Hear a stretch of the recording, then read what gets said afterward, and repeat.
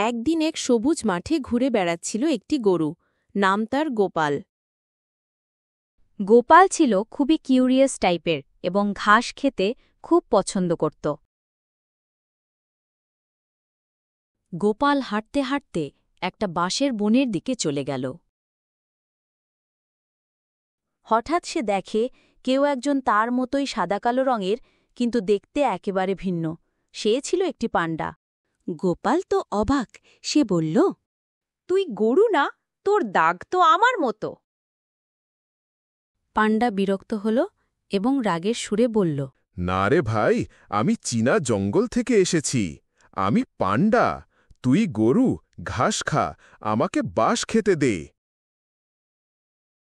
তখন দুজনের মধ্যে শুরু হলো এক কনফিউশন মার্শাল আর্ট যুদ্ধ। ম্যাড় ম্যাড়াও, ব্যাস হাউ কু কু কু চপ। চারদিকে হইচই পড়ে গেল। শেষে বনের পশুরা এসে বলল, তোমরা কেউ কারো প্রতিদ্বন্দ্বী না, একজন দুধ দেয়, আরেকজন কিউট লাগে, মিলেমিশা থাকো।